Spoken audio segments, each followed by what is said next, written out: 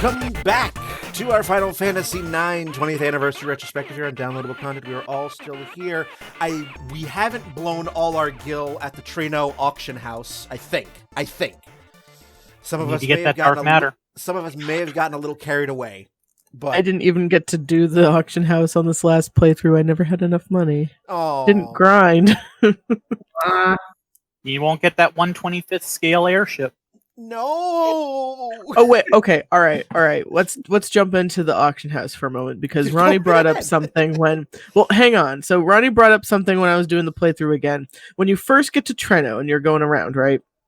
You go into the auction house and Kefka's there, and you see a scene where the auction house guy, the caller, is talking to Kefka like Kefka knows him, Kuja. and I'm sorry, Kefka, yeah, Kuja. Sorry about that. The same to me. One's the grayscale version. That's all.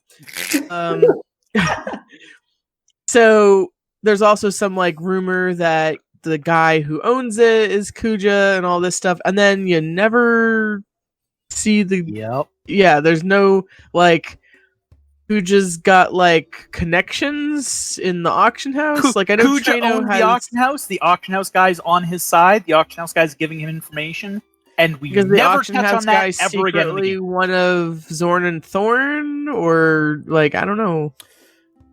Well, it's them standing on top of each other with a suit.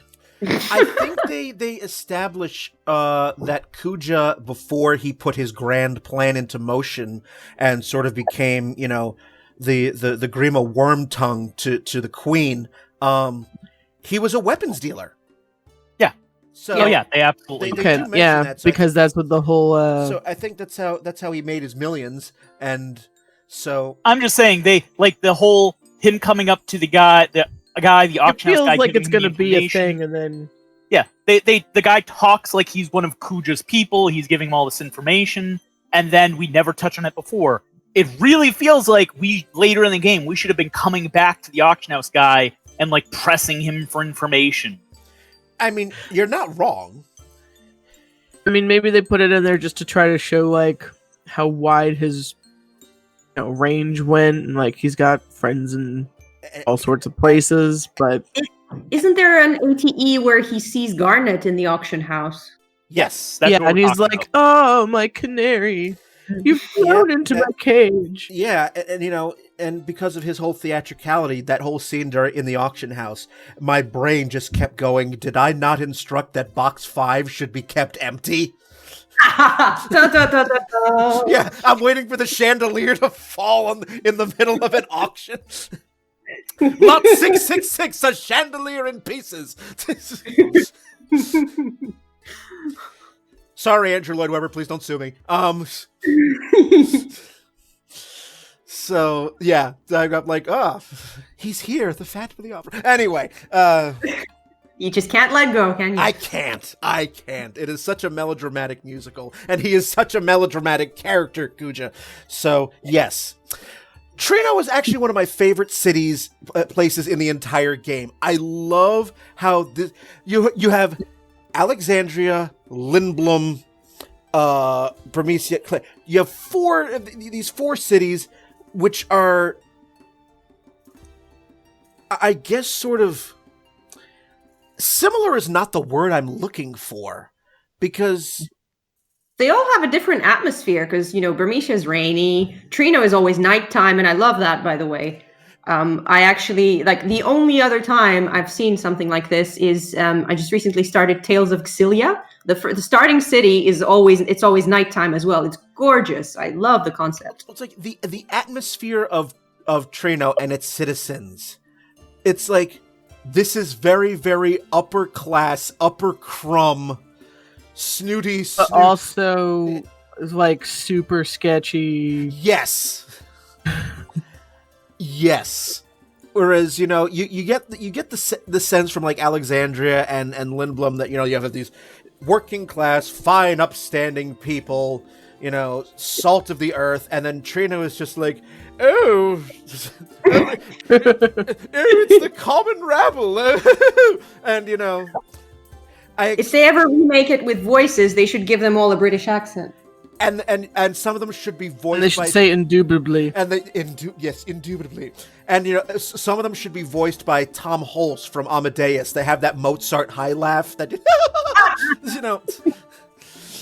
that sort of. And there's and somebody should play Salieri. And no, Well, here's the thing though. But Treno definitely has a rather large underclass district. Yes, and this is also where we run across Gilgamesh. Yep. Yes. Oh, Gilgamesh. But I just love the atmosphere of that city. The music. Music is like almost like The Entertainer or something. Like I don't know whether I'm supposed to. The music. While I enjoy this, I enjoy the soundtrack of this game immensely. I love the music in this. I feel it's underrated a little bit. Job.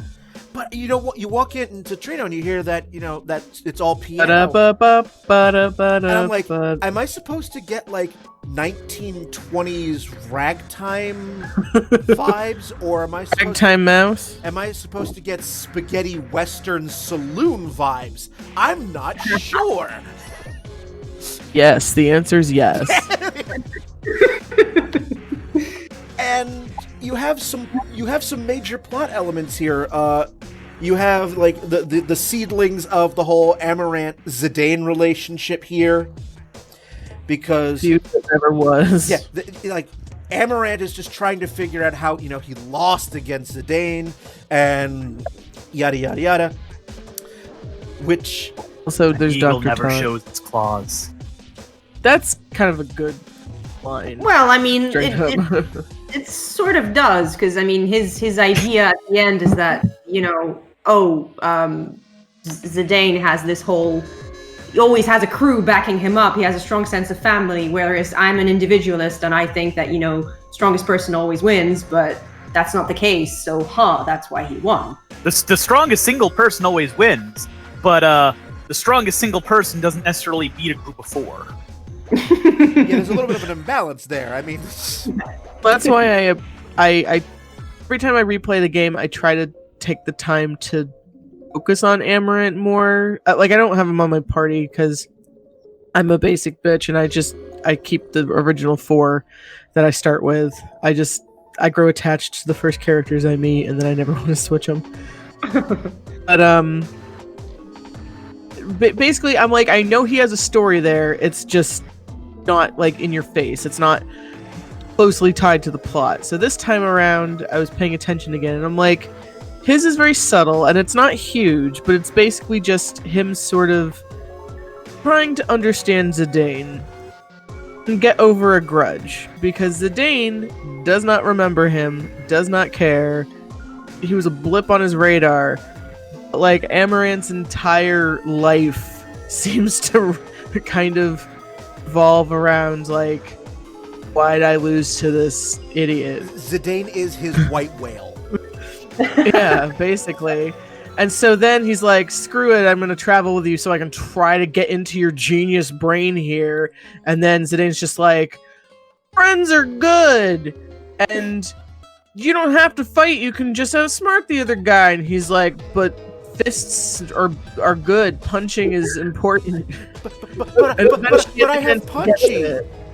I do love when Zidane's having his Cloud Squall moment in it's not Memoria, Pandemonium, where he just found out like basically what he is, who he is, and he's going through this like, it doesn't matter, I'm everybody's enemy, they're not my friends, and he's being like the emo kid, and then they're all like, will you cut this shit out? Amaranth basically puts back one of the lines that Zidane had said, so that's sort of his full circle moment. Yeah. So again, it's not a huge, like, earth-shattering story, but I kind of enjoy its quietness.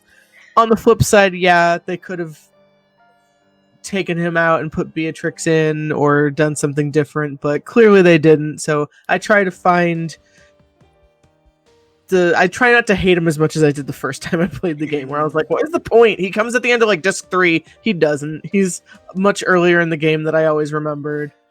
Like, I think. go on.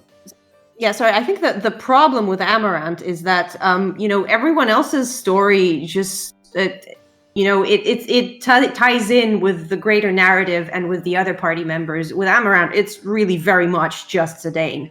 I know they try to play him off Freya for a few of the ATEs just to show that, she actually doesn't take his bullshit sitting down, and I think he respects her for that, but it doesn't really go anywhere, and he doesn't like any of the other party members, and none of the other party members like him. So I do enjoy him for his the occasional comedy between him and Eiko.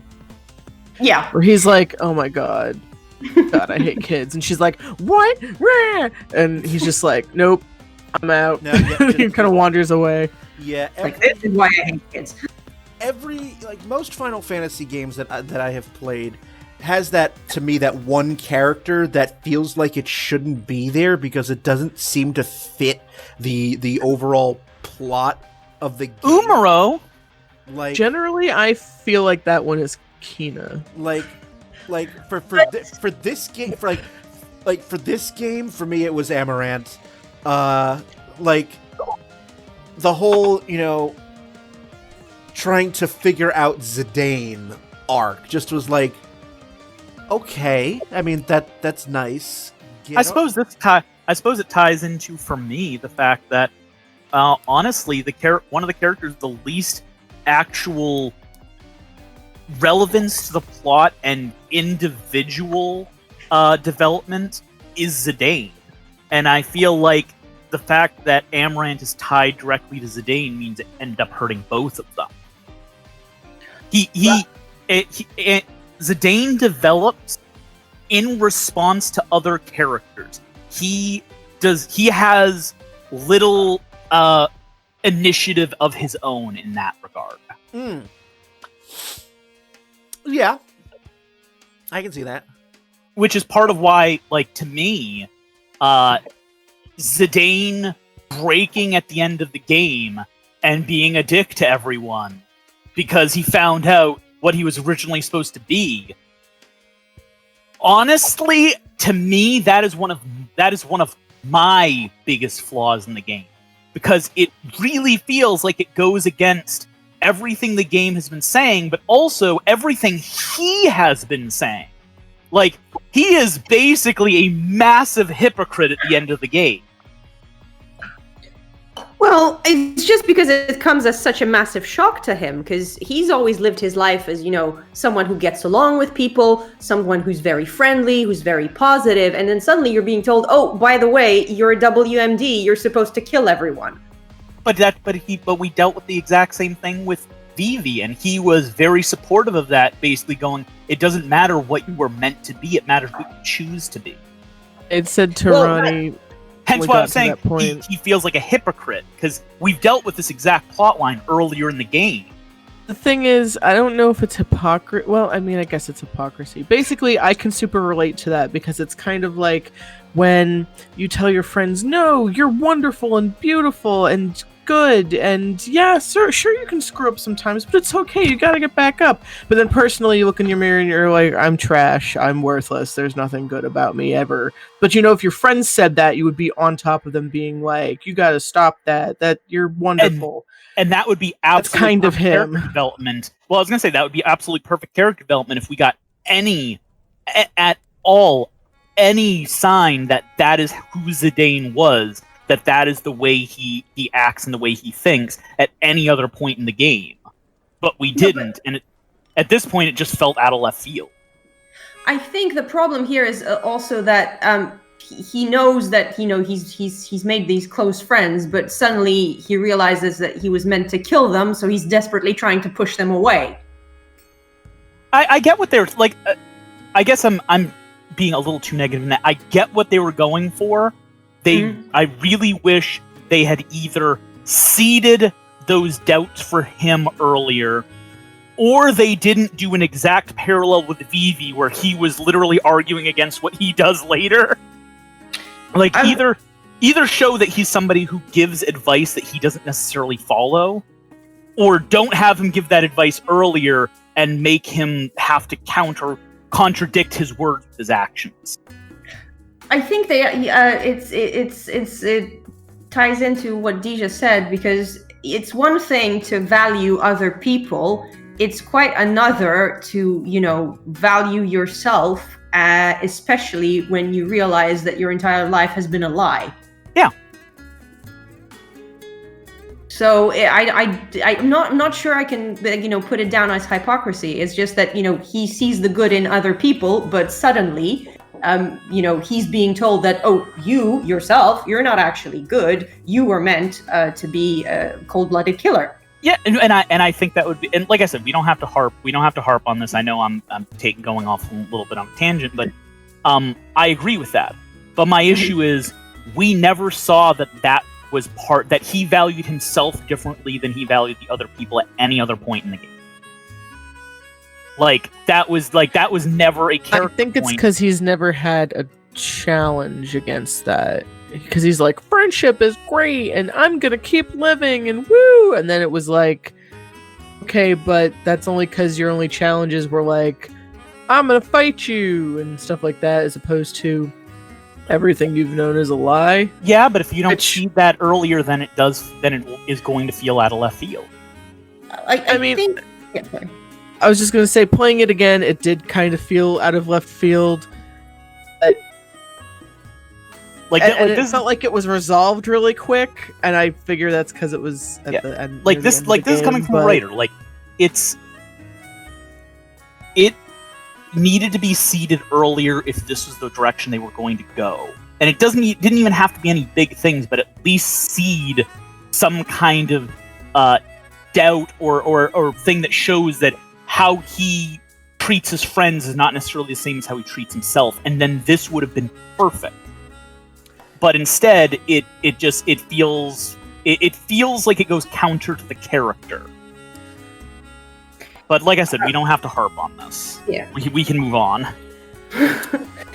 Yeah, I was just gonna say, because the difference between him and Vivi is that Vivi suspects that there's something wrong with his origins pretty early on. I don't think Zidane ever really thought that there was. Zidane did very first time we see Kuja. What and he goes, say? he got when we see Kuja in Bernicia, and he goes, he has a tail like me. Yes, but what I meant is that before that, he never actually thought that there might be something wrong with his origins. Yeah, no, I get that. But if they had tied it in right there, when they saw that, and he starts to have doubts for himself that he might be like Kuja, because Kuja's the only other person like him, and he has a tail, which nobody else has. There were plenty of points they could have seeded that in, and then that point that I'm talking about would have just felt perfect. It would have felt like it was that natural end point to that story. Yeah, that sounds like an error, because I remember somebody at the end, I thought it was Zidane, but it might be a different character, goes, well, where's his tail, though? They're like, oh, he has one, he just tucks it. So I don't know, I don't remember who said that, but I thought it was Zidane. So if he says, oh, he has a tail like me, then he apparently forgets. I know Zidane mentions him having a tail during one of the first times that he sees him. Are you sure? Because his tail is not visible up until he trances. I can look up the quote, but we can continue. Yeah. While you do that, so how much Tetramaster did y'all play in this? The first time round, I was really put off because the rules were more finicky and more complicated than Triple Triad. But then, my second and further playthroughs, I made a conscious effort to, try to get good at it and actually win some cards.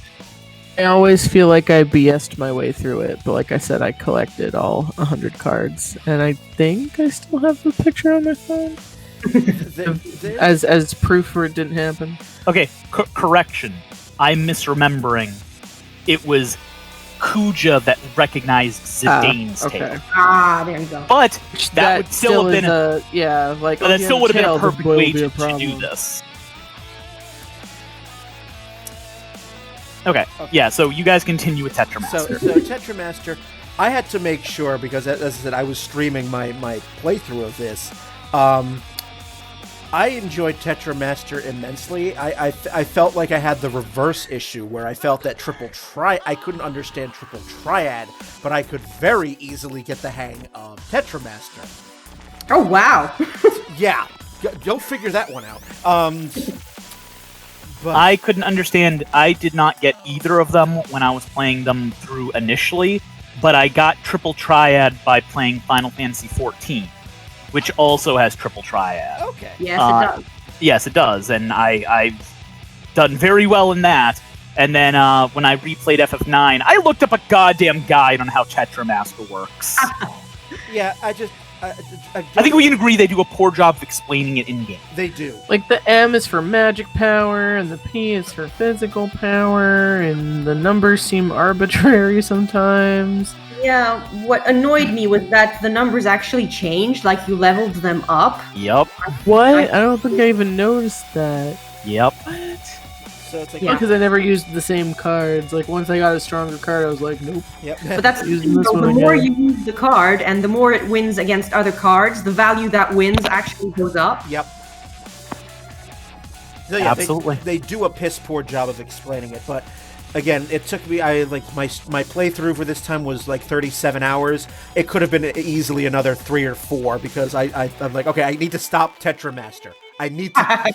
I need to stop playing it. So it's like, okay.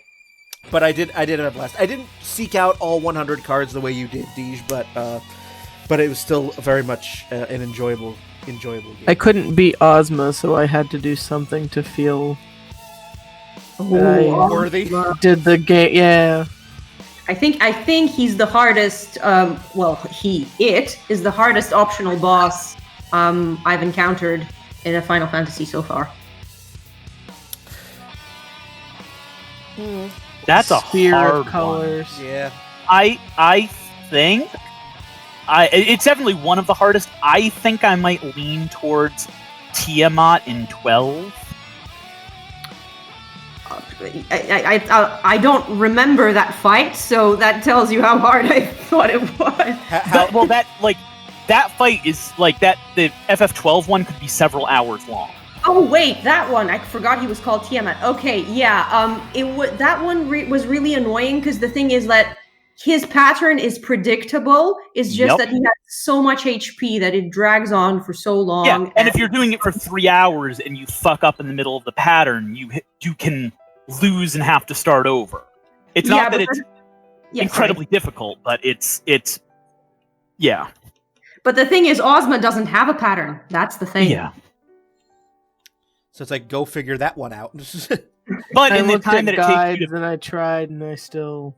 but in the time that it takes you to beat Tiamat in 12, you can fight Oz. You can give Ozma like 20 tries. Yeah, that's true. That is true. Yes. I think the fastest I've ever beaten Tiamat was an hour and a half. Yeah. It's rough, especially your first time. It is possible to, as you said, it is possible to do it faster when you know what you're doing. Yeah. So, But moving right along, here. oh, can I go with one thing? Go ahead. Because we kind of went over it, and I think that was when I was looking up stuff. But this is the first Gilgamesh in Final Fantasy that isn't the Final Fantasy V Gilgamesh, just in another dimension. That's true. This is the first game, because at this point, you had Final Fantasy V's Gilgamesh, you had him in 8, which was a direct reference, you had him in the Final Fantasy 1 remake. 14. So you had him in the Final Fantasy 1 remake, you had him in the Final Fantasy After Years, you had him in... It was in 12. Yep. He was in 12, and all of these are the same ones. There are a couple Gilgameshes that are not the same one, and 9 is the first time we got an original Gilgamesh that wasn't the 5 one trying to get back to his world. There was a Gigameth in 3. Yeah. Just So, which this is kind of, I will say, it is a thing where, like, this is the first time they broke that mold. I kind of grump about it because I like the concept that all of the Gilgameshes are the same guy just trying to get back to fight Barts. but that's just me. That's a hilarious fanfic right there. It's the truth, though. He falls through a dimensional rift in 5, and every game after 5, he references Bart's or the weapon he's looking so he can beat Bart's. Like, these are all legitimately the same character in all the games except for, 3. And this is one of the 3. Where he's not the same character.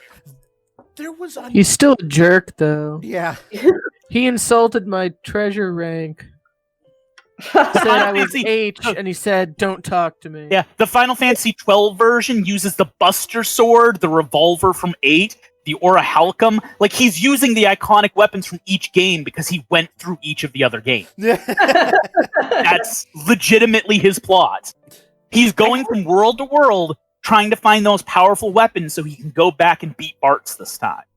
Hang on, where was he in 10? He wasn't in 10, was he? He was a summon, I believe. That was Yojimbo. No, that was Yojimbo. No, he was not in 10. I didn't say 10, did I? No, but I'm trying to remember.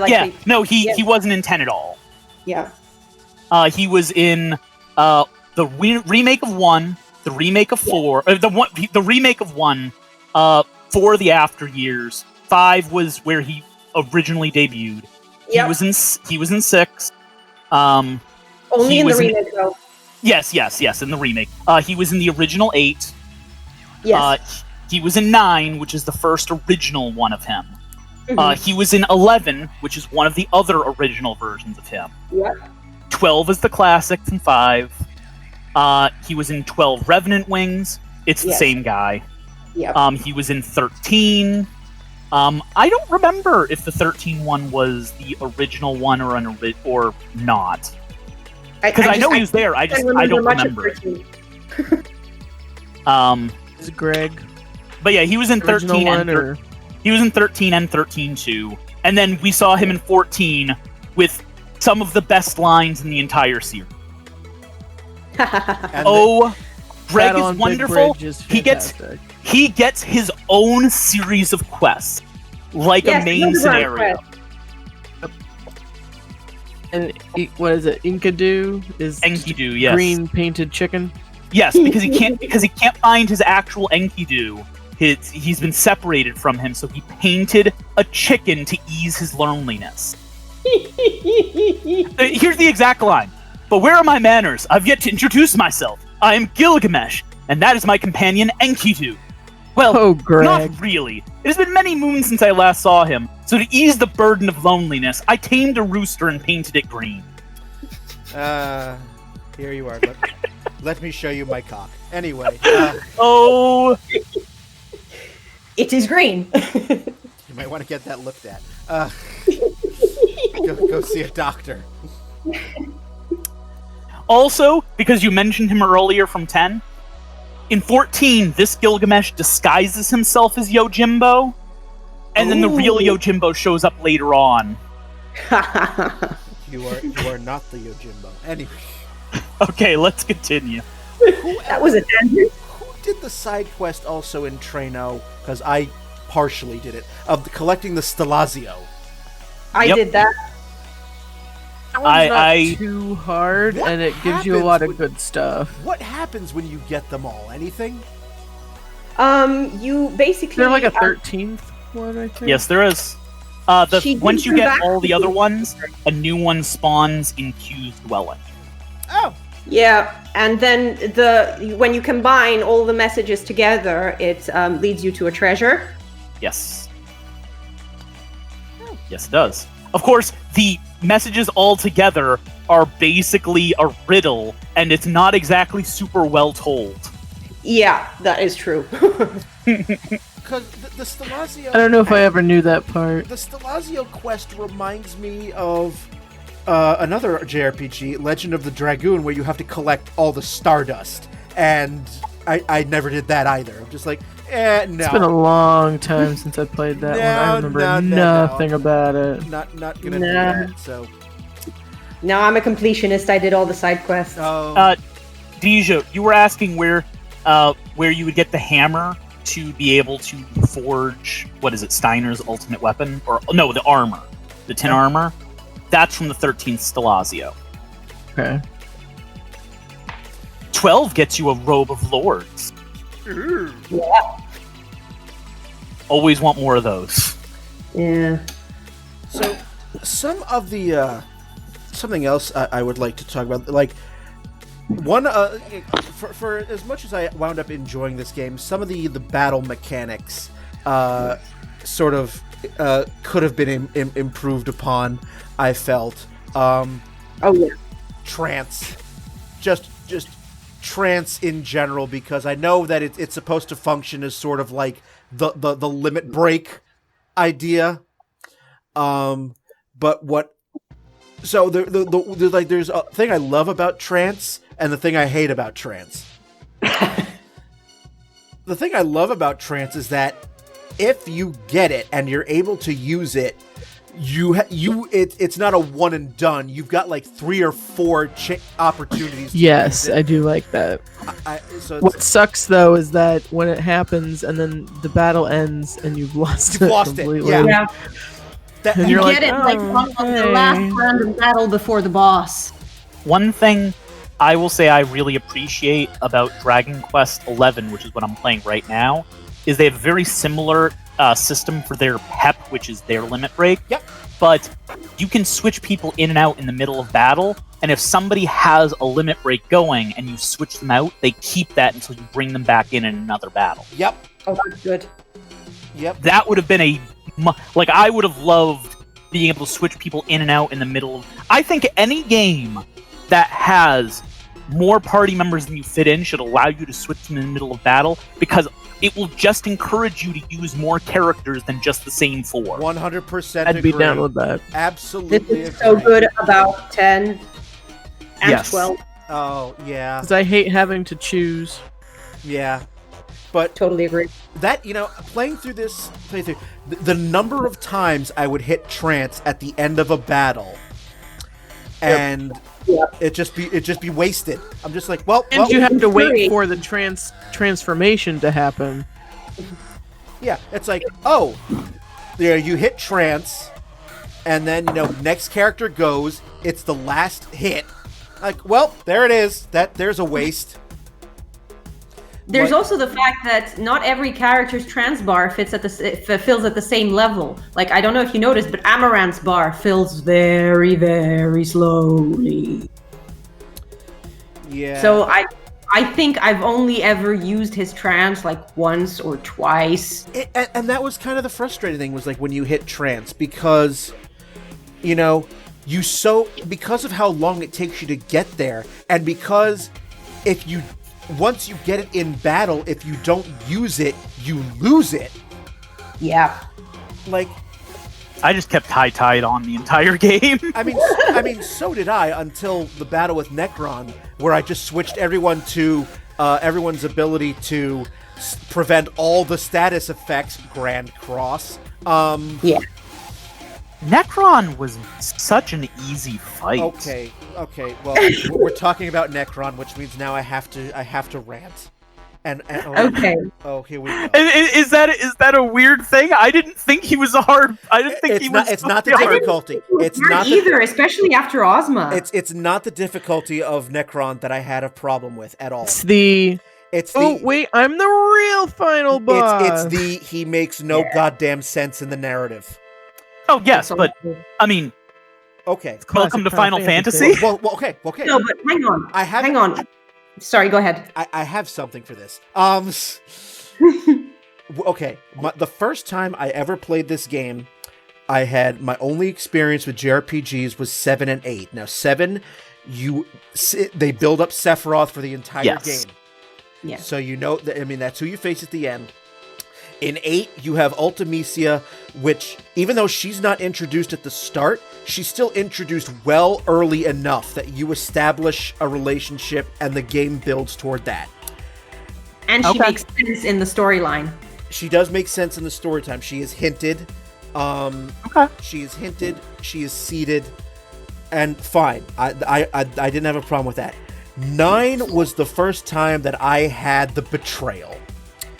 So For me, that was 4. For- 4 was the first time I had that. So 9 was the first time I'd ever fell victim to the bait and switch final boss. Every Final Fantasy is chasing that moment from Final Fantasy 1 where they reveal that the first boss you ever fought is actually the true villain, that this is all a time loop. Every Final Fantasy is trying to chase that bait and switch moment in a different way, and 4 and 9 fail. 4 and 9. That worked in 1 because you actually knew who that boss was. It didn't work in 4 or in 9 because they were complete assholes. Yeah, absolutely. I'm not disagreeing. They fundamentally misunderstand why it worked in Final Fantasy 1, but I think we can all see how they're trying to do that. They're just failing at it. So They don't understand why it works. So, I mean, Final Fantasy IX spends all game building up Dejah. All game. Yeah. And the first time that when I got there at age 16, young, impressionable me, still very new to RPGs, I'm thinking the battle with Dejah, it's trance, that's, this is it. This is the showdown, because it's Dejah's theme, and it's a different version of Dejah's theme. Dejah's theme is awesome, by the way. It is. So I'm thinking the battle is done. That's it. It's game. And then you get this, like, deity that's just like, I am the Alpha and the Omega and the blah, blah, blah, blah. And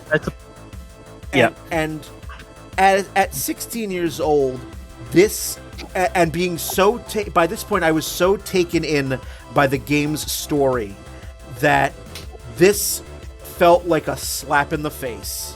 And for 18 years, that was the thing that I remembered most about Final Fantasy IX. I forgot most of the story, but I never forgot how angry I felt. If they didn't want Dejah to be the final boss, they wanted to have that moment where he has to question himself and everything else. They could have just not killed off Garland and made him the final boss. We get hints to him far early enough. We know he's the driving force for Dejah's narrative. We get enough stuff for that. If they made him the final boss, it wouldn't have been an ass. It would absolutely would not have. I would have been okay with that. But because we literally get no foreshadowing for Necron, not a drop. Dejah, I think, made a point. Dejah, you can correct me. That thematically he makes sense, if not plot-wise. So basically, okay, so I was maybe not as angry as you were, Brian, because you can get very, very angry about certain things. Passionate. We prefer to say passionate. Okay, yes, passionate. That's a better term. But definitely when I first played the game as a teenager, I was just kind of like, huh? I don't... Like, is it like a... Is this Clue where it's like, well, that could have happened, but this is what really happened? And I just kind of went with it, but I was like, well, that's anticlimactic. Playing it through this time, it's still anticlimactic as fuck.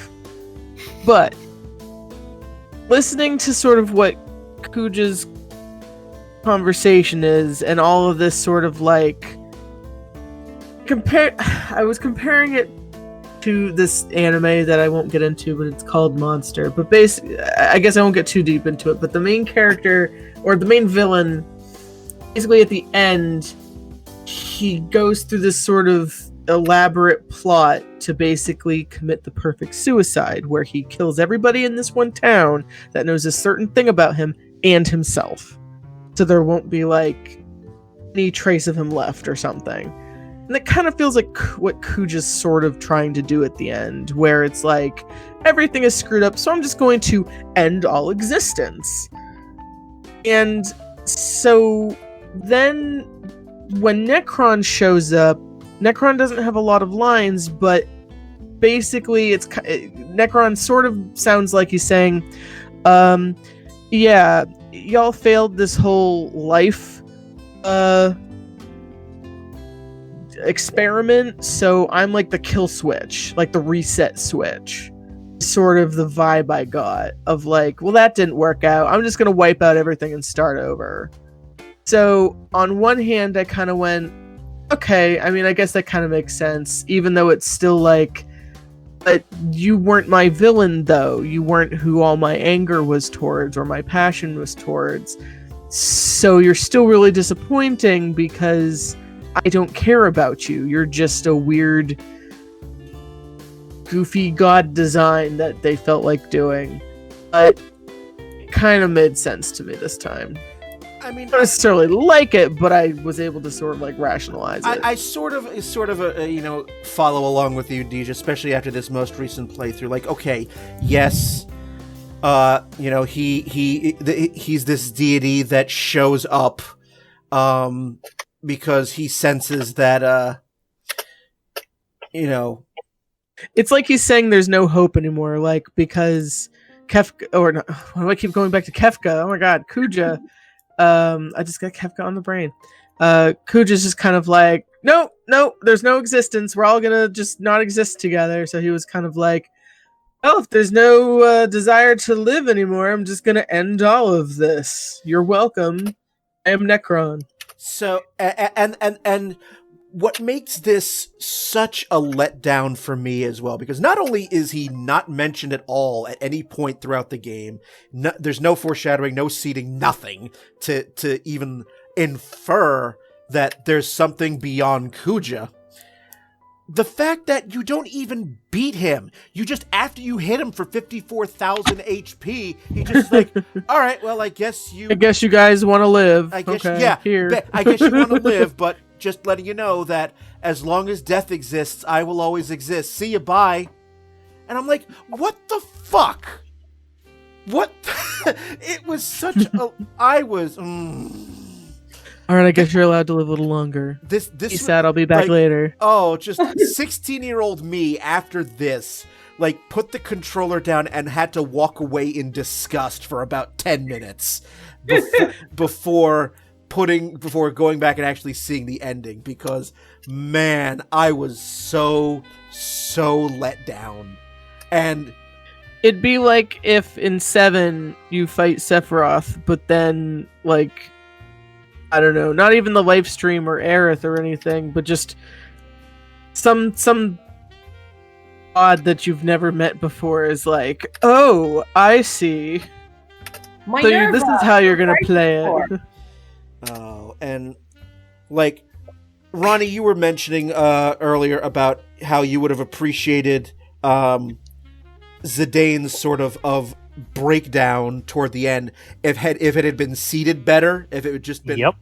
I feel that exact same way with Necron. Like, if they had just dropped some plot hints that there was 100%. I don't feel as passionately as you guys do because I've been burned before. Okay, like I expect. Ronny's the scorned lover of I was gonna say I fantasies. expect this from RPGs, and I'm pleasantly surprised when I don't have it. And yes, so yeah, but like I said, 16-year-old me, this was the first time I had ever seen this, and oh man, that was the thing I remembered most about the game at the time, was just like the story, just sort of like the story, like I forgot most of it because I'm like, well, that was so unsatisfying. Like, Kuja should have been the end of it, but here comes this blue fucker, And that's how much of a failure Kuja was. Like, couldn't even be the final boss. Like, here's this blue fucker who has like this sort of rip-off supernova and decides, oh, all right, I guess, all right. He also okay. He also has holes in his face, which when you have trypophobia is extremely traumatizing. Now imagine seeing that with this beautiful mod that even makes that more glaring and crystal clear. So a little personal story, and maybe this is part of the reason why, even though I was disappointed that Necron was the last boss, it didn't leave as lasting of an impression on me. When I was 16 or however old I was, my final fight with Necron was actually kind of epic in the end. I am not a good gamer. So I'm going along. All my characters are dead. But I had forgotten that I had turned on the ability for auto life on Zidane. So he gets back up with 1 HP, but he's also tranced or something. And I do one of the dying attacks on him, and that was the last hit that I won. Wow. I was like, that was exactly what happened. Stupid end boss.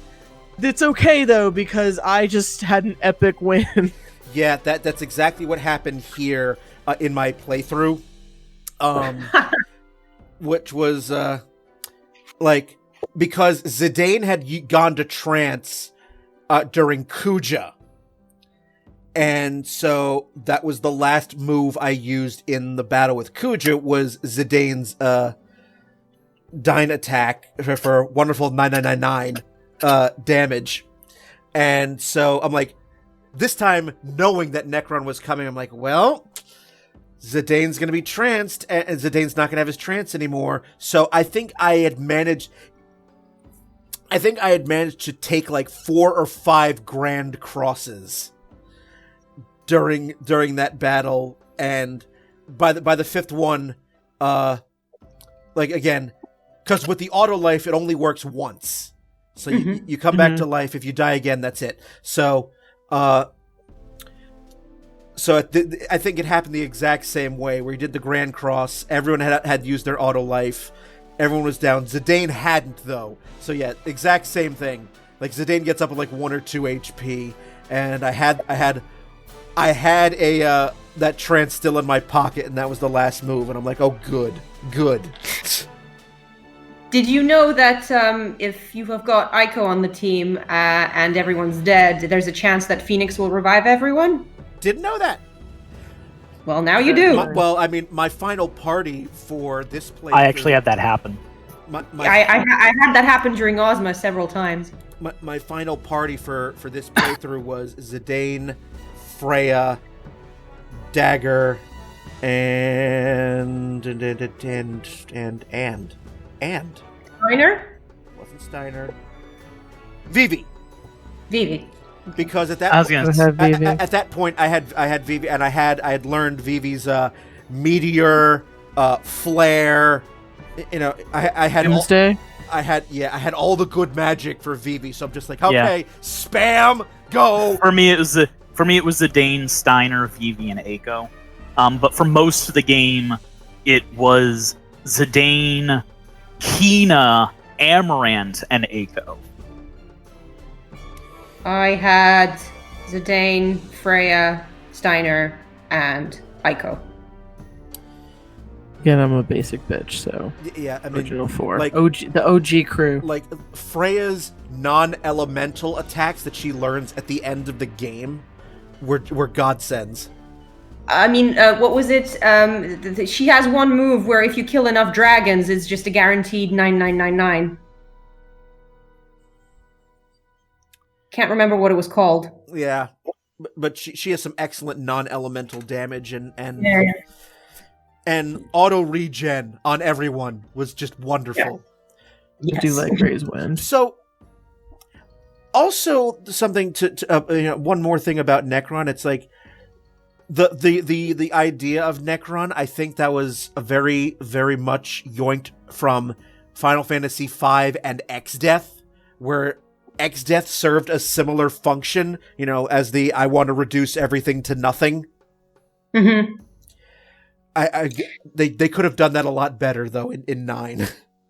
I think that in X-Death was a malevolent entity of his own, but I think in 9, Necron was supposed to be the sort of kill switch that was embedded in the crystal, so that if the crystal got destroyed, then Necron would wipe everything out. I think that was the idea. I think that's the idea. I think that's at least close. But I think the issue is they leave a lot of it up to interpretation. Yes. Of course, yeah. And I think that's another issue with this is not only do we have an ass pull of an enemy, we also have an ass pull of a motivation and plot for that enemy. Like, even if they pull it out of nowhere, it at least could make sense in the plot, which it doesn't. Yeah. They may as well have Final Fantasy VI have us go to fight the Emperor halfway through the game. We beat him, and then Satan comes up and goes, "Mwahaha! I caused all of this. All of the hatred in the world is me." And then you kill Satan. Like, that's like basically what they're doing. So yeah, you're like, I know, Ronny, you said you've come to expect this is a common trope. You expect this. This was not as.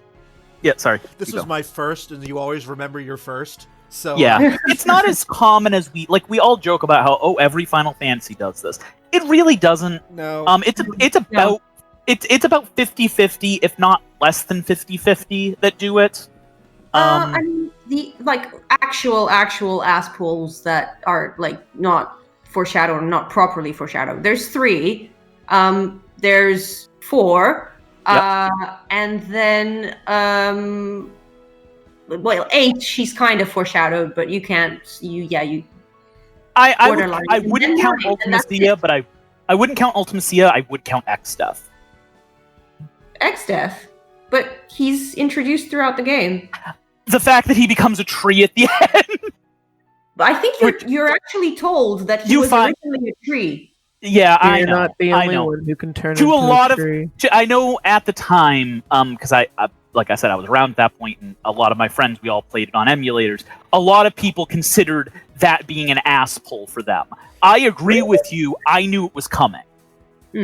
I don't know if because it's been so long since I played it, I don't know if the finding out that it was a tree was optional dialogue that some people might have missed.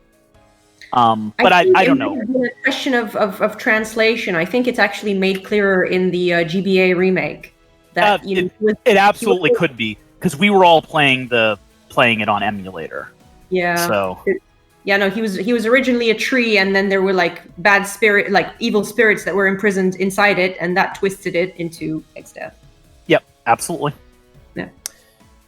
So that's just that is my Necron rant. Thank you for thank you for suffering through that with me. I suppose here's a question I'll have for you, Tatiana. Yes. Would you consider Yu Yevon and Ten an ass pull? Because we have him being the main worshipped thing throughout the game. It's not like he came out of nowhere, but him being the final boss absolutely came out of nowhere. I think they do say at one point that since Sin is actually a vessel for Yu Yevon, once you destroy Sin, he will try to possess something else. I think they do actually say that at some point. I'm not sure if it's right before the final battle, but I'm pretty sure you do get some sort of idea. Yeah. But I mean, Sorry? But I mean, we got Final Fantasy II with the Cloud of Darkness. That one was an ass pull. 3. Did I say 2? Yeah. Yep. Sorry. Yeah. Final Fantasy 3 with Cloud of Darkness. No, 2 was the Emperor. Yep. Yeah. And he was fine. Yes. Yeah, so it's literally just 3, 4, and 9. Yeah. So something else I really, really liked in 9. There was learning abilities. The gameplay element of learning abilities, where you equip an item, you spend some time building up AP over battles, and then once you learn that ability, it's yours forever. It's like the job system of old. Yeah, that was good. Without actually assigning a job, they decided to assign them to equipables, rather than job. And I like that the I mean, I'm not sure if you're talking about both kinds of abilities or if you're just kind of talking about like the sort of magic spell ones or not. Oh, both. But I like that you can customize it a little bit Yeah. by being like, well, I have this many points to use. How do I want to use them? Where like you can just be immune to like every status ailment, or at least the important ones. Like, well, Garnet's gonna have the one that prevents silent because I don't care if she can't hit because she can't see. If as long as she can heal and stuff. Yeah, like equipping learning and equipping the thing that prevents silence. Like, yeah, that's like thing one for your magic use. Is like, okay, fine, blind them. They suck for the attack, but they better be able to cast magic. Yeah, that was a very good system. I enjoyed that. Paper Mario uses a very similar system. The original Paper really? Mario uses a similar system, but the remake of 7 kind of played around. I mean, not quite to that extent because it's just the one ability per item. But it kind of played around with that too a little bit. And it was also very easy to understand, which I thought was really, really nice. Like, I mean, not that materia was hard. Not that okay. Not that it felt hard to me when I was first playing because I'd never played an RPG before. But yeah, once you get the hang of it, it's not hard. But I still don't understand Final Fantasy VIII. I'm still lost on the junction system. But well, you got to farm that magic first. Say 8 is the easiest system to break if you know what you're doing. Yeah. Clearly, I don't know what I'm doing. So that was farm forever, and then you merge all of the low magics to make really high magic. You can beat the game. I say you can beat the game without leveling up once because of how broken the junction system is. That is true. I mean, I beat Final Fantasy VIII with everyone's initial equipped weapon because I didn't know how to upgrade the weapon because it was just like because like I'm like why what do you mean I just can't go into a shop and buy a new weapon? What do you mean I have to get parts? You'd never played a game. Never found that clamshell. Like I like again, Final Fantasy VIII being the second RPG I ever played. Like, fair enough, yeah. Going from let's just go into a shop and buy use gil, buy a new weapon. Good. This was I had to find parts. So yeah, final boss. Everyone still had their starting weapon because I did not know how to upgrade weapons in that game. Speaking of that weapons, battle in took 9, me 2 hours. So I liked the synthesis thing where you could kind of get like they felt special even if they weren't necessarily, because usually it was items you already had lying around, or if I get 2 of this dagger, they can merge it together, and now I got like a 2-sided super dagger thingy. Super dagger. Now I'm just imagining Dagger flying through the sky, summoning things. So I thought that was almost like, because 8, even though I think I was only able to upgrade a couple times because I could never find the items, or I never felt like grinding an enemy to try to get the really rare drop or something. But I liked the concept of upgrading, kind of like the 7 remake. So 9's synthesis thing like felt like a more basic version of it, but a more accessible version of it, where it felt like I was upgrading, even if it wasn't quite that. So it made it so that you never wanted to sell anything.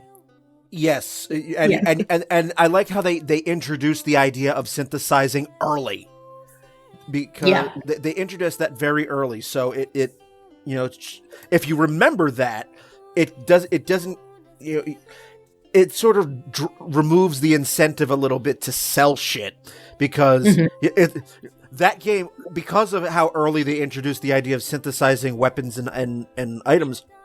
I think it's just weapons and armor. They introduced that early. this is where you become a hoarder. Yeah. It's like, no. I mean, I'm always a hoarder in games like yes, this. but same. But this worsens that. Like, no. Don't throw away that cheap ass. Maybe I need tin trash can lid. Yeah, like it reminds me of like the alchemy system in Dragon Quest or the Fun Size Forge. It's like, no, don't sell that. Don't sell that butter knife. You might need that for It making could be like the ultimate weapons. Yes! Handle. You don't know. like if I keep this piece of driftwood and this butter knife and this cow pat, I will be able to an alchemist at the end of the game with a million gil will be able to make the Sword of Legend. Which that you almost kind of get that when you get the airship, if you get to Dejah. Because then you find like the synthesist, and it's like, oh. And then Hades is like, oh, hey, you beat me. I can synthesize some stuff for you. Yeah, and it's just like, ooh. Now you feel like all Resident Evil merchant like. It's like, ooh, got a collection of good things on sale, stranger. And it's just like Flasher. Oh my god. Yeah. So, one thing I wanted to bring up by the end of this, and I'm going to bring it up now. One thing that I appreciate, and I've appreciated a lot more, and I believe Brian can speak up for this because I know he used one, is if you're playing FF9 on the computer, there are a variety of mods available for people to use, including one that makes the game look much prettier, which I believe Brian used when he played. Yep, the Moguri mod. Exactly, the Moguri mod, which is one of the most popular. It is beautiful, makes everything. But what I want to bring up is the Alternate Fantasy mod. The Alternate Fantasy mod is a mod that was designed to make Final Fantasy IX more difficult for experienced players, but it does a couple other things, including adding Beatrix as a playable character for you. It adds Beatrix, it adds extra lines of dialogue in several points in the game to make it make sense, but it also adds 4 additional end-game bonus fights. One of them is the 3 Double Black Ozma. Waltzes together. Ooh. One of them is the Tantarian again, upgraded. Oh, that little fucker. One is the 4 Guardians as together in one fight. And then the final one is Melty Gemini, but with they redesigned him so you can see the Zorn and Thorn inside, and all 3 of them have turns. Zorn, Thorn, and the combined Multi-Gemini himself. Ooh. That sounds nasty. Yes. I didn't actually use it when I played. I knew about it. It's been on my list to play, but when I played through the game in April, I was playing through it on the Switch. Mm-hmm. But I definitely want to try this at some point. Oh, And I wanted to bring that up since we were talking about how we all wish Beatrix was playable. Yeah, as soon as you said that Beatrix becomes a playable character, all 3 of us are just like, shut up and take my money. Okay, the other thing I'll say about it. So there's the Alternate Fantasy mod that does all of that, but he also made a standalone version that just adds Beatrix playable and changes nothing else if you just want her to be playable in the game and not the other changes. Good. That's good.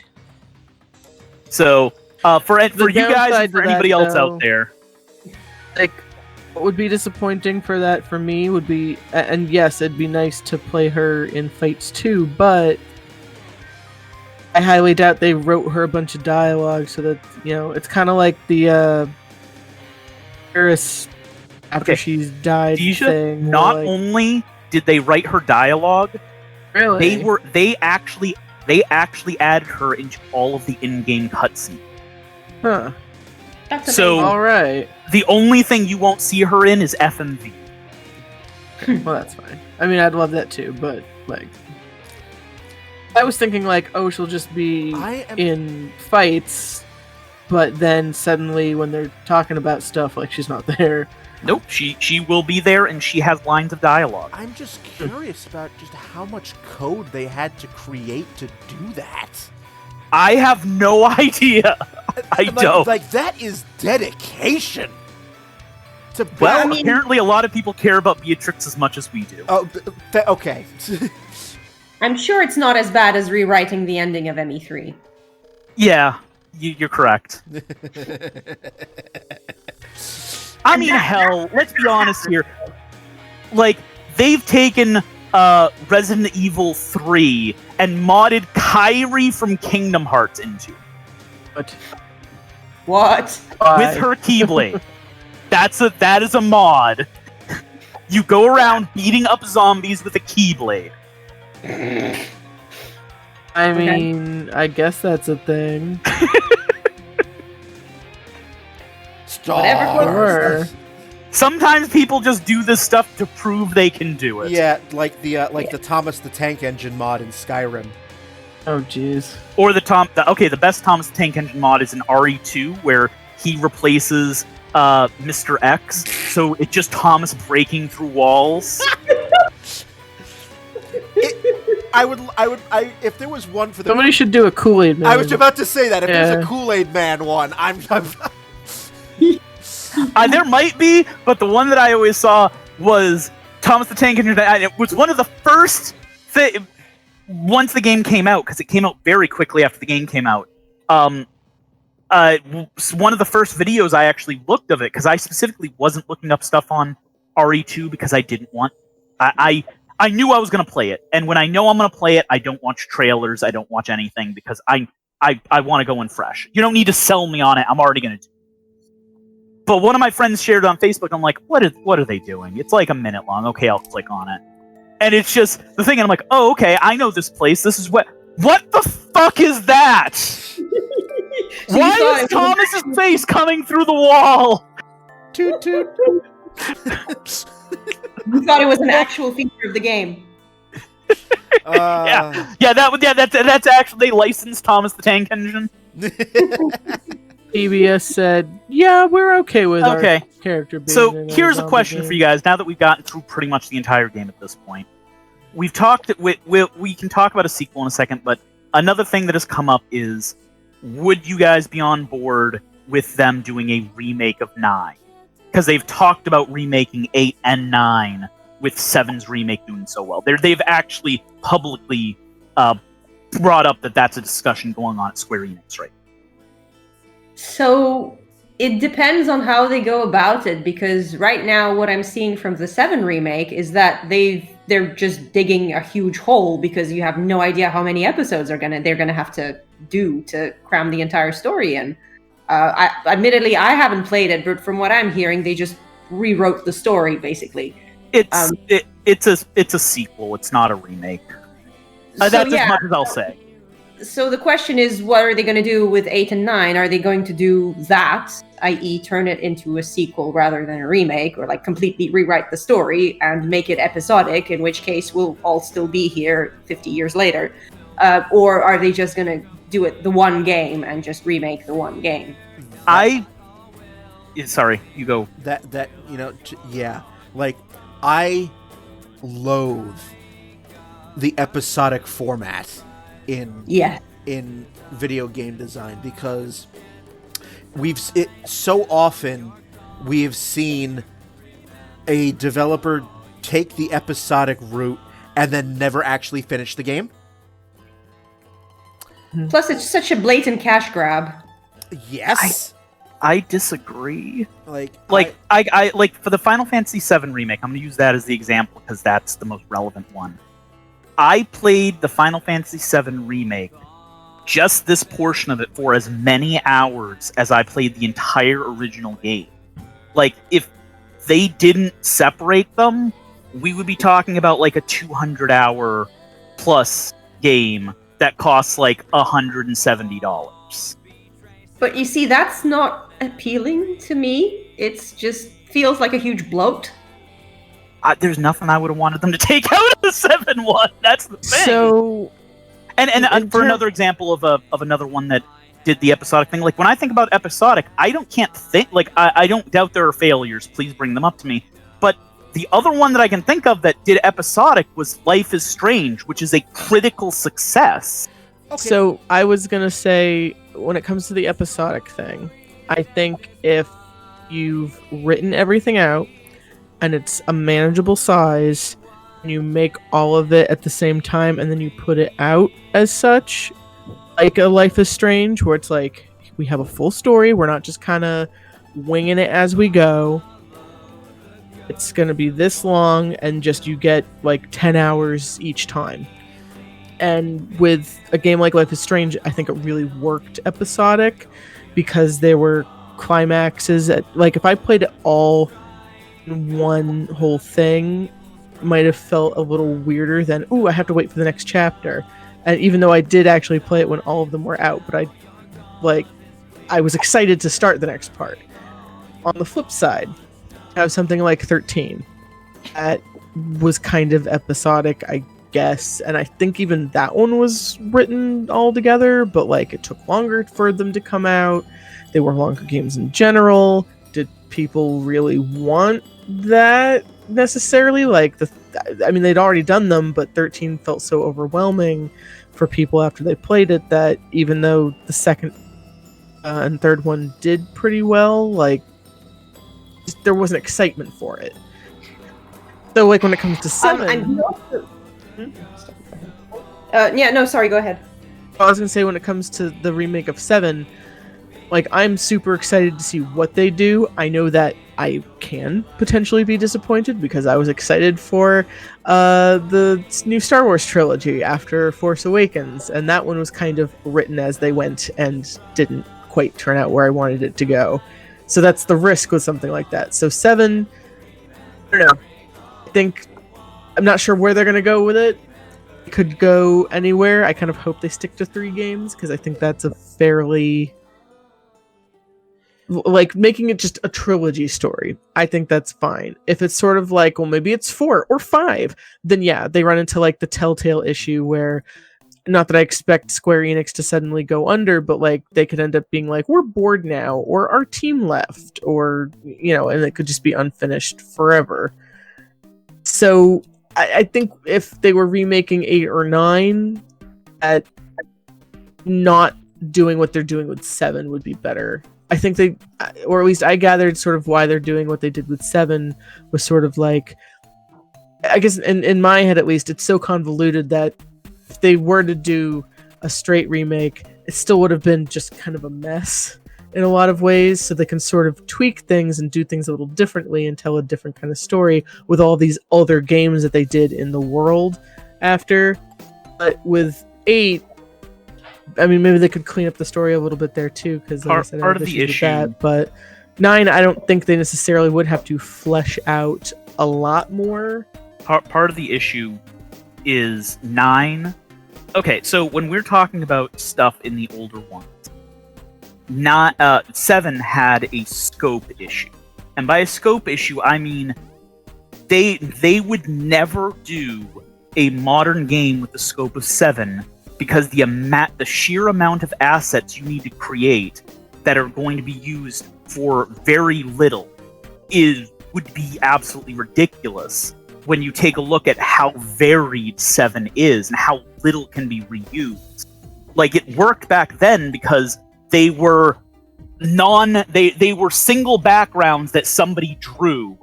Like, and that is an issue whenever you remake an older game, is you have to make it be able to fit within the scope.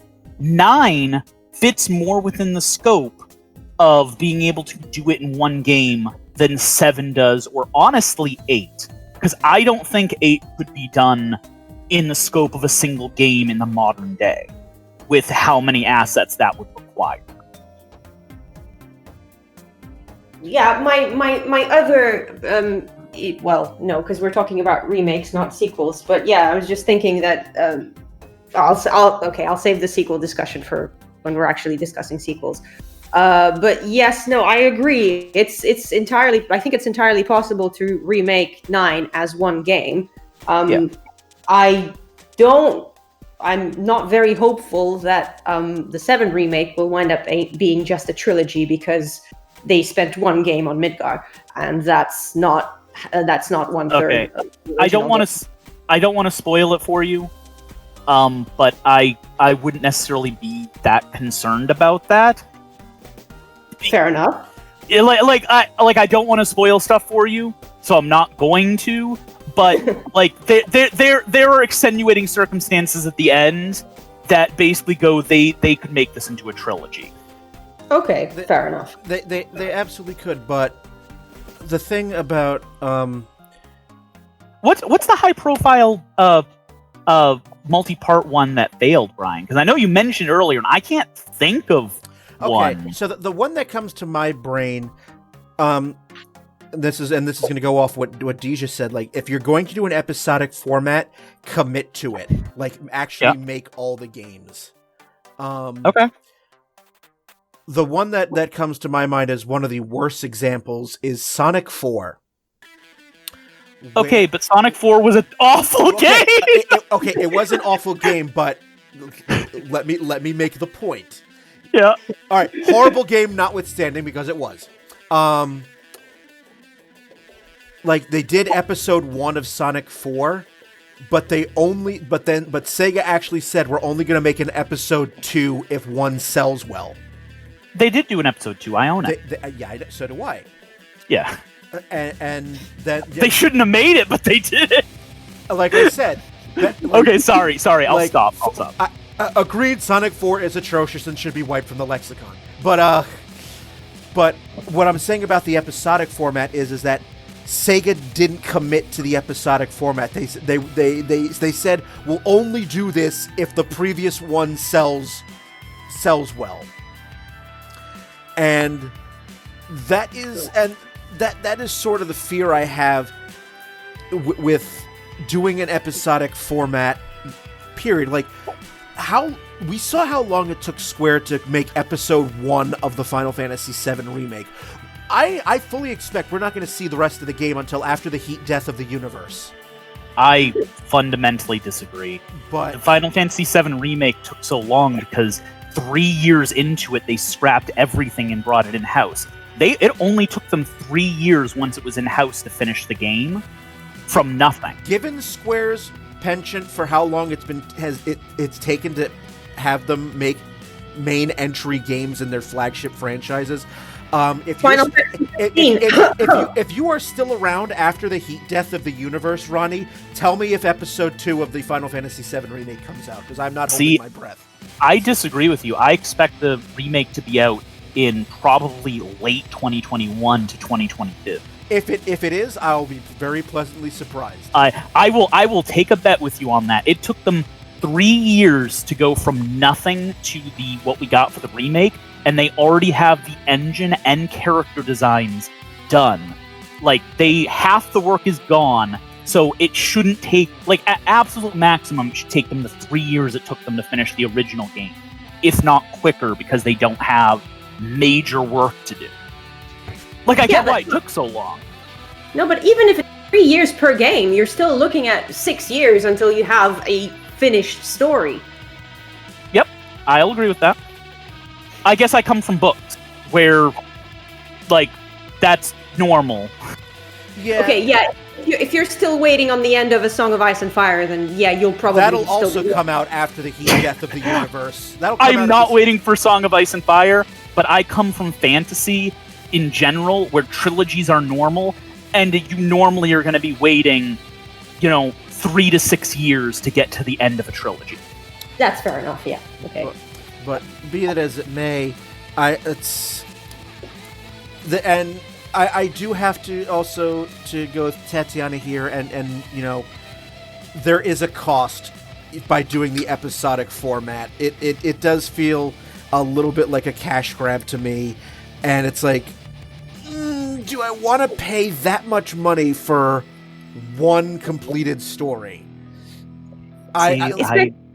Especially since you know that you paid much less for a complete story with the original game. Yeah, I mean, I know that, Yeah, I guess do you guys ever want to see stories like Final Fantasy VII in the modern age? Because with the scope of Final Fantasy VII is literally not doable with the current cost of video games and development and how it works, with how many assets, how many things have to be made. Like, we will never see this is them trying something different so that they don't have to completely move away from that style of storytelling. I mean, and that's fine. So what I'm going to do is I'm going to wait, provided I still live after the universe burns up. I will wait until the entire story comes out and then buy it. I think that's totally fine. I'd say that's fine. So I'm just saying, like, to me, that's not saying episodic is bad. That's just saying I'm gonna wait and put it all at once. I'd say I'm just saying there's a difference between it being a cash grab and them doing what we did before with the current costs is not financially viable. So we're trying something different so we don't have to completely abandon it. Because Brian, you want to know why you had the hallways of Final Fantasy 13?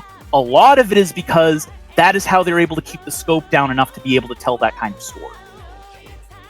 I think the other thing that makes me a little, how should I put it, bitter about this whole thing is that I know fully well that, 7 is the poster child of the franchise. Everyone loves it, and it's the one game that gets the most attention. The thing is, if they do manage to, carry this remake out, it will be the most lavish remake of the entire series. And considering it's not even in my top 5 games of the series, I'm going to feel like, well, they've got this special treatment, and there are these other wonderful stories that are never going to get this kind of treatment.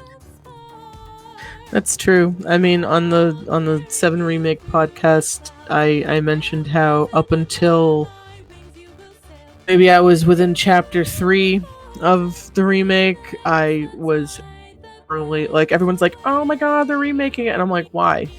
I'd rather them work on Final Fantasy 16, or so that I don't have to wait 5 years for a new game, or just do something different with it. I love 7. It has its flaws, but it's fine. If I want to play it, I'm gonna go. It doesn't need to be shiny. It doesn't need to have voices. I already have the voices in my head. Why is this needed?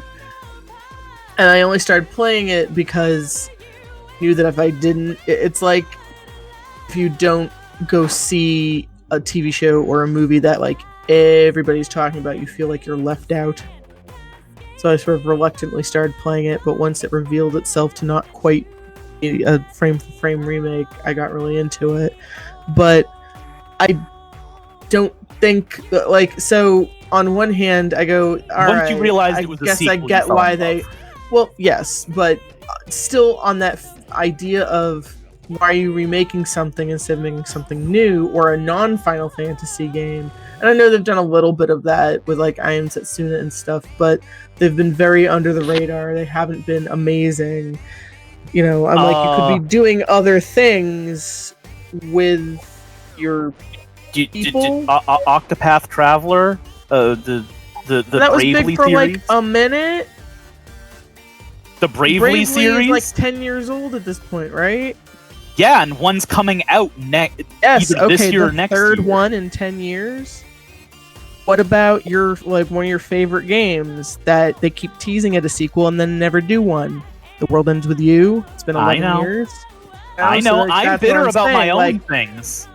I'm just saying, there's only so many new RPGs that aren't part of a series, so that's where my bitterness sometimes comes from. I'm like, why are we returning to beloved games that, like, instead of something new and different and a new story? That is generally where my brain goes. So that's why I'm like, if they remade 9, I'd probably play it, but I don't need it.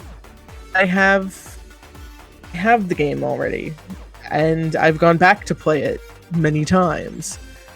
I don't need it shiny. I don't need to see the pores on Zidane's face the same way I didn't need to see the pores on Cloud's face. Yes, they're lovely pores, but I didn't need it.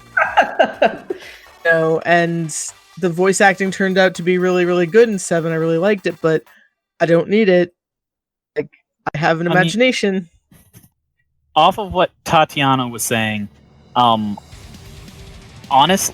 worried that 7 is going to get this lavish treatment nothing else is going to get, and I go, if this does well, it's basically going to set the standard for what they'll do going forward, because if they make a shitload of money off of 7, they have enough fans for 8 and 9, which are also beloved ones of the series, that they're going to want that money from them too.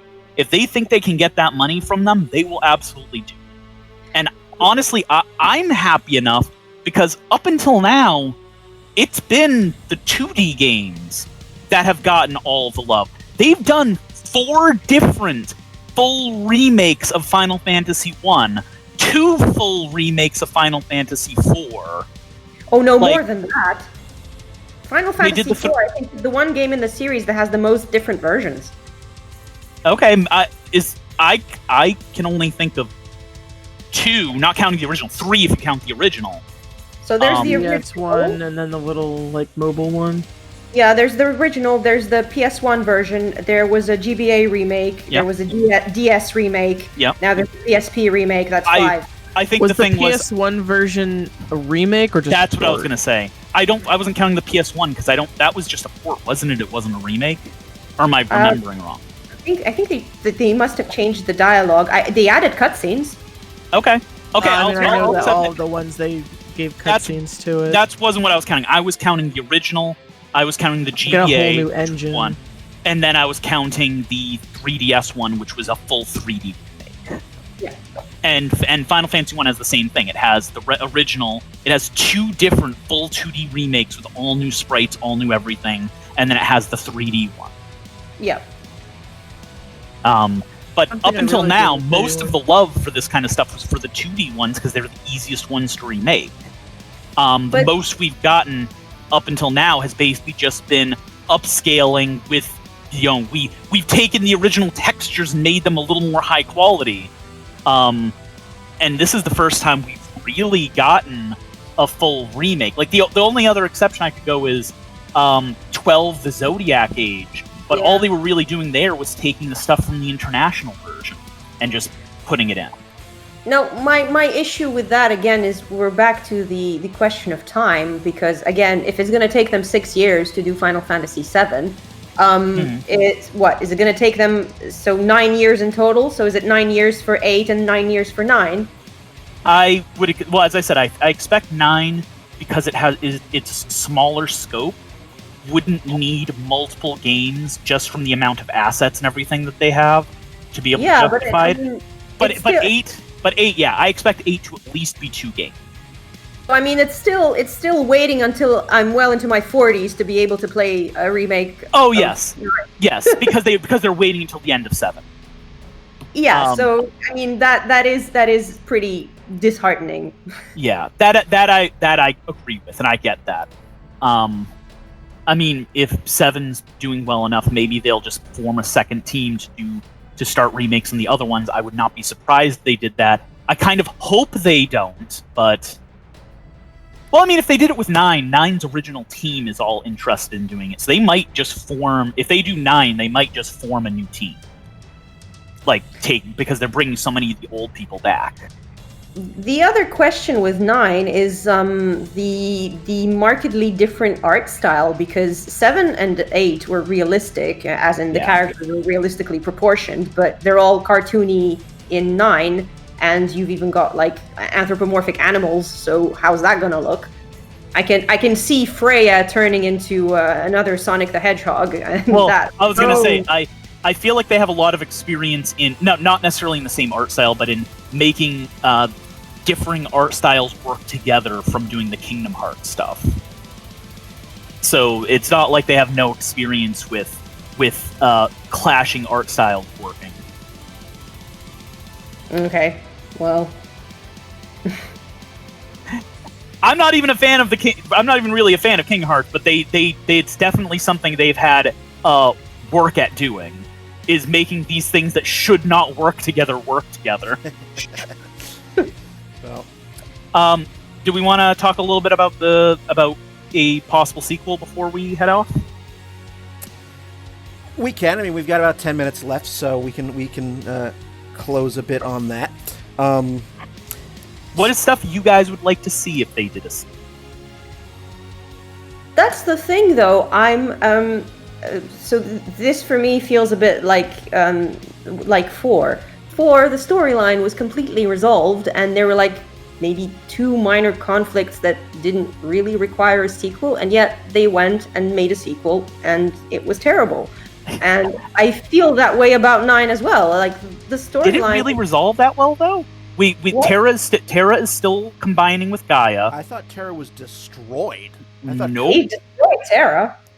They specifically say that the Terran souls are still coming into Gaia. How, if the planet is destroyed? Because of the Ifa tree, because they're still, like, all the ones that are there, they're still coming into the one. I can find the line, but I guarantee that they were saying that. I thought the mist disappeared, because the Ifa tree was the source of the mist. So if the mist disappeared, then the Ifa tree is not working anymore, is it? Well, all we've seen of it is it reacting violently to whatever happened. Yeah, I was gonna say the Ifa tree was not dead at that point. There's a reason it was attacking. And when we stop the mist halfway through the game, then we go through, and Garland goes, "No, you only saw one side of the Ifa tree. You didn't see what it was actually doing." Right, I remember that. But Terra gets destroyed. So... Yep. And they tell you that we've already won. There's nothing you can do. The combination, there's nothing you can do to stop what's happening between Terra and Gaia. Even if you stop us, it is going to continue. But they like that's the stone faces, right? I'm looking up the quote now, so I'm presuming they're saying that on the assumption that you're not going to destroy the entire planet. Yeah, I see it now. It's like we do not know what happens to Terra's crystal, because the planet itself is destroyed, but we do not know the fate of Terra's crystal, because Garland tells the party that Garland actually says that they can't stop the planets from merging, because as long as the Ifa tree exists, it will keep on halting the soul cycle. And then when you fight Kuja, he says the Gaia's assimilation by Terra has already begun, and that there's nothing you can do to stop it, and that's after he destroyed everything. Because they were trying to speed it up with the whole causing war thing. Basically, like, it's going to happen, we're just trying to make it faster. Basically, all we did was stop them from making it happen faster. So my question is how did this not... I just feel like this is a plot hole. Like, they just forgot to resolve this.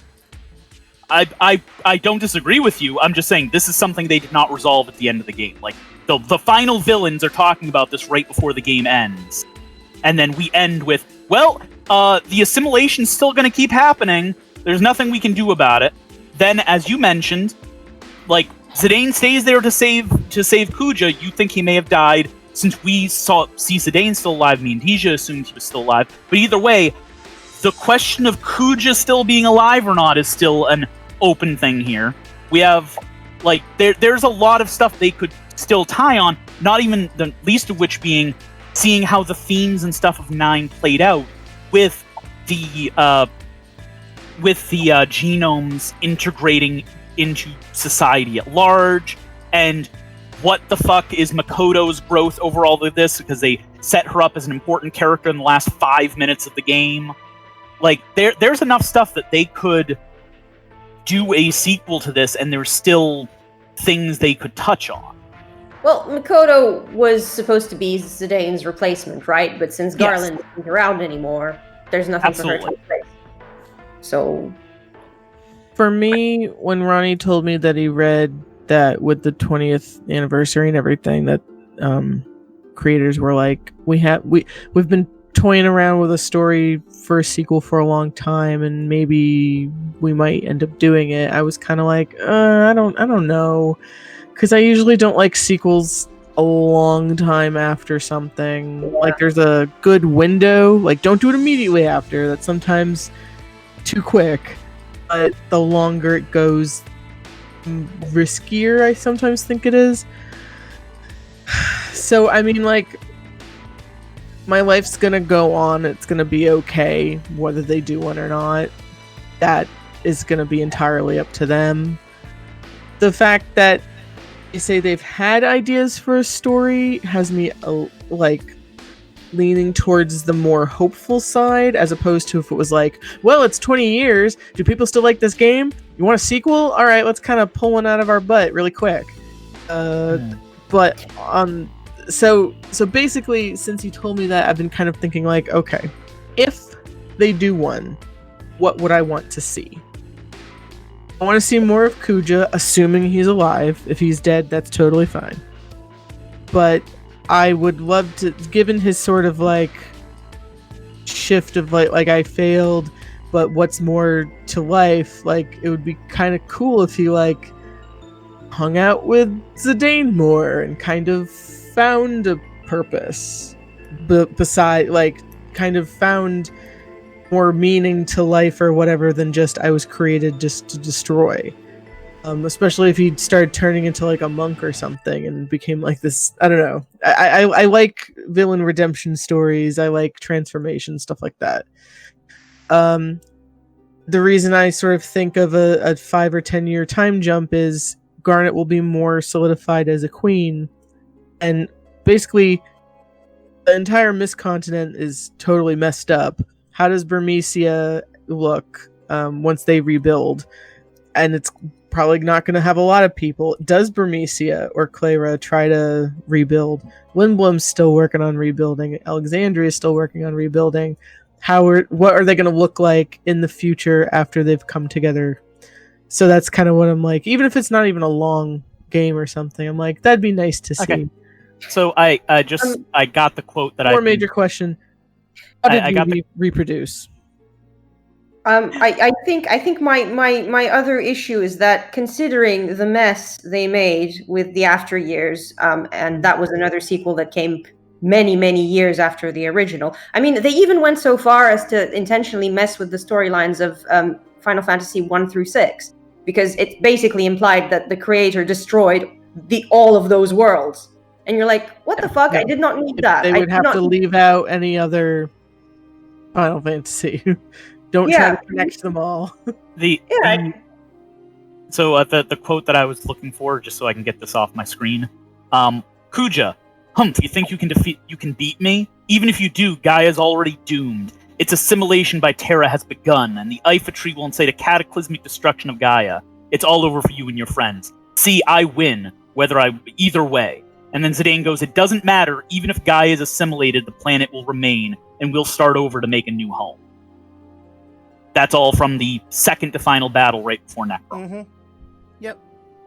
So, I mean, you've got some elements. I mean, if you're asking me if there's going to be a sequel, what do I want in it? I want the Freya and Fratley show.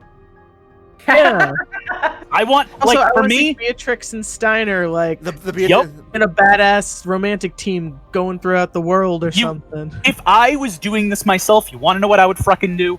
I would make like 3 or 4 teams of people that are out in the world, and then do this like ETA events. We skip between these different people doing things across the world, and then as the game progresses, they all kind of come together.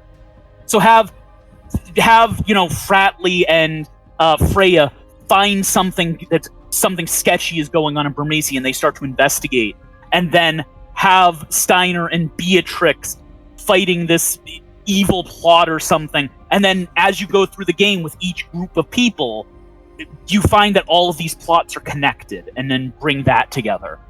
Have them suspect Kuja, so they go to try to find Kuja. Maybe it is him, maybe it's not, but like that would be, if I was headcanoning this, that's how I would probably try to do it, because then you're giving each of these sets of characters space to develop themselves and for us to see them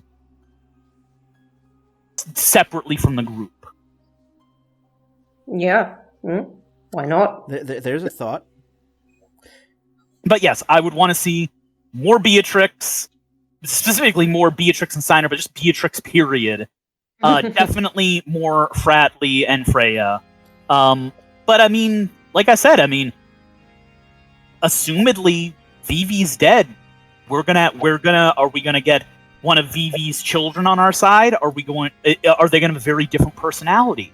Are we going to see them kind of growing into their own in the shadow of Vivi, this very iconic character that saved the world.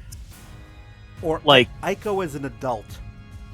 Yeah. Well, that's why I was mean, like maybe 10 years, because 11-year-old Aiko still wouldn't be an adult, but if she was like Garnet's age, maybe with Hilda laying down the law. I was gonna say, if they did a 10-year time jump, get in trouble. If we do a maybe 10-year she won't time be so jump, that much of puts. Yeah, but then how does that work with the fact that Gaia's assimilation has already begun? Surely it wouldn't take 10 years if it's already begun. That's the I assume question. it's taken a long ass time.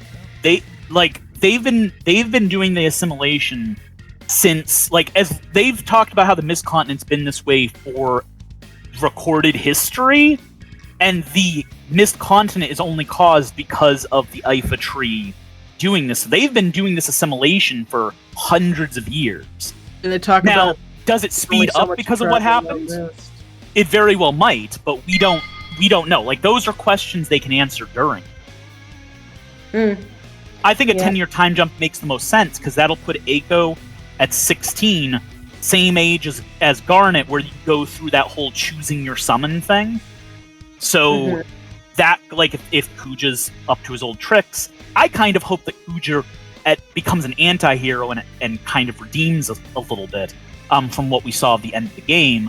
But if they want him to go back to his old tricks, or somebody else does, have them try kidnapping Aiko to take her Eidolons now that she's 16, the same thing as they tried doing to Garnet when she was 16. It's a copycat killer. So there are plenty of possibilities. How realistic any of these will be, or even if a sequel actually does get made, that's entirely conjecture at this point. But it's nice to dream. It's nice to dream, and we have gone 3+ hours now, so I think we're gonna put this to bed. Yeah, I've gone way too long about without a lot AC. of stuff. You've gone way too long without what? Well, I said I've gone way too long without AC. I turned it off so that it's not background noise. Ooh, being yeah, picked up. we want to. You want to cool yourself off before the. Mine's next gonna episode. melt. Yeah, we do not want puddles of Ronny everywhere. So it'd be hard to clean up. So, any last words on Final Fantasy IX before I sign off here? If you haven't played it, go do it right now. It's better than Final Fantasy VII. I agree. Ooh, shots For me- fired! Final Fantasy IX is like a warm blanket and a good cup of soup. Just Soothing. It makes me happy. Even at the parts that drag sometimes, that I'm like, I have to get through that other thing. It's warm and comforting, and yeah, a lot of that is nostalgia, but even when I play it again, it just makes me feel good. That's true. I'll say, Always put a smile on my face. I'll say more seriously. Not that it isn't better than 7, it is, but more seriously, 9 represents a love letter to my age of RPGs, the early RPGs, and while I definitely think it has flaws, just like the games back then did, none of those flaws detract from the wonderful things that it is. Yeah. Also, in these difficult times that we are living in, Brian was right earlier. A big message in the game is hope and darkness, and could use that every once in a while. Yes, it's definitely a good game to, give you a more positive outlook on life. Absolutely, it's this game actually. Their version of Trump got shot with Bahamut in the face. Such catharsis. But yes, this game actually encouraged me to go back and play the first 6. So this was it's a well done game. It's an absolutely wonderful game. So yeah, please play it. It holds up very well 20 years on. So I was gonna say, I know that I kind of argue the other side on a couple of these things on some flaws I think the game had, but I mean, this game is still for me, 10 out of 10, one of the best of the series. Yeah, it's. I enjoyed it immensely, especially playing it again. This moved up in my my overall Final Fantasy rank. So Did it? yes, it did.